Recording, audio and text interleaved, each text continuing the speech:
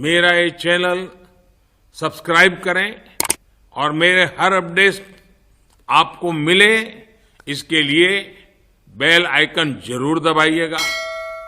आप सभी को मेरी ढेर सारी शुभकामनाएं।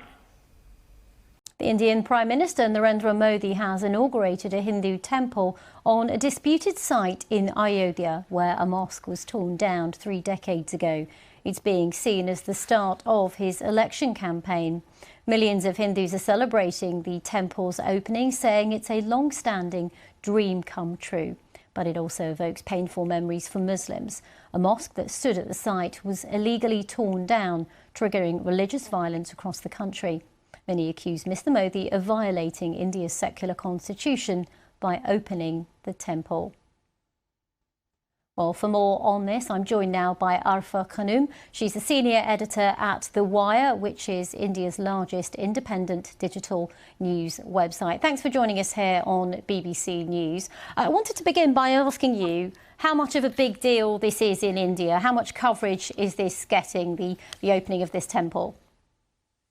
Well, in the last 20 years of my journalism, I've never seen one single event impacting and influencing so many people in one go.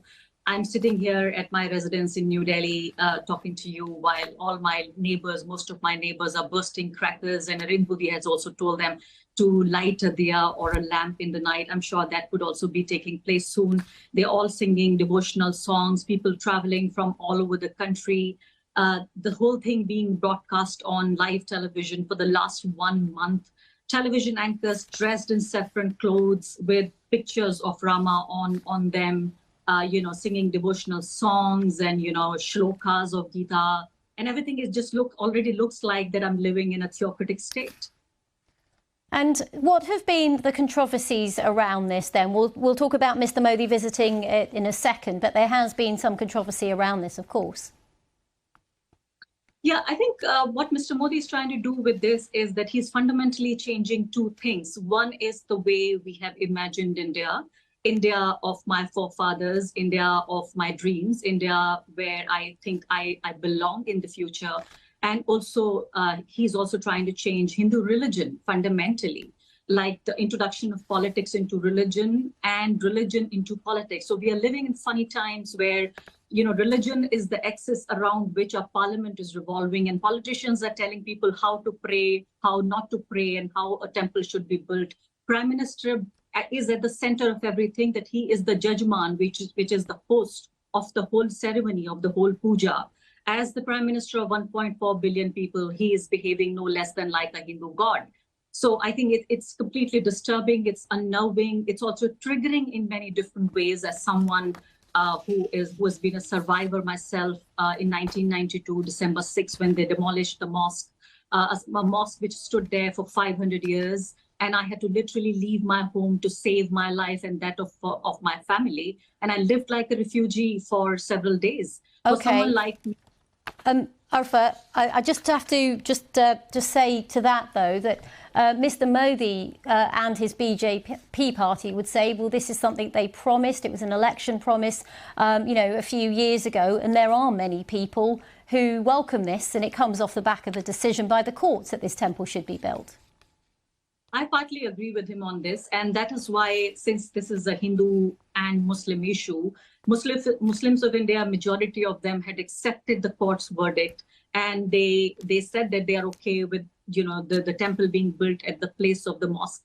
But at the same time, I can't really say that for many Muslims the temple will always be a symbol of injustice. But by implementing the decision of the court had designated a trust to build this temple. It had never asked Mr. Modi to be at the center of everything, to be the judgeman, the host of the puja. The way the entire state machinery is being misused and abused for this one event. And everything is just looking like a state-sponsored event where not just every single state institution, which includes schools, colleges, banks, markets, and even some of the hospitals are closed for the entire day. There are prayers and all those bhajans and everything being organized, not just by Mr. Modi and his party, but also some parties in the opposition, like the Delhi government itself.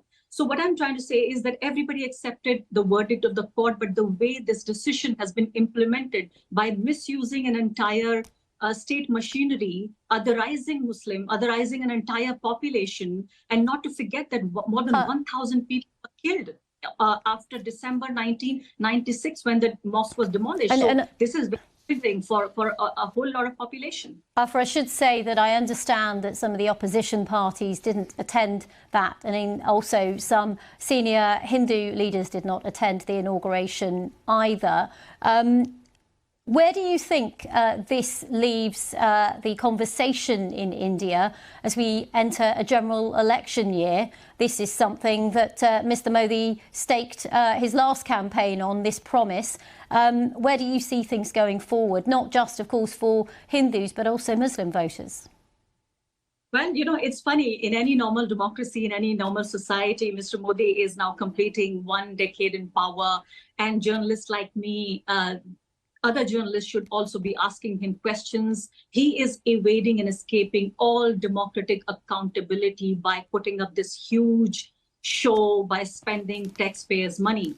The opposition of India, many of them have taken a principled stand, but I think rest of them really lack political courage to come out, because right now, the whole religious nationalism is so heavy and it is so dominant on India that it is difficult even for celebrities like Bollywood stars, like cricketers, big industrialists, even influencers, journalists for that matter.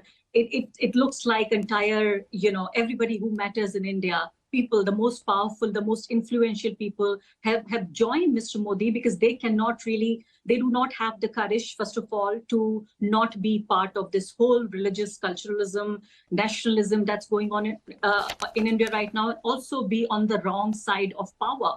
So I feel opposition have done in some ways their part, but I think we can also see some kind of a competitive religiosity, competitive communalism in some ways.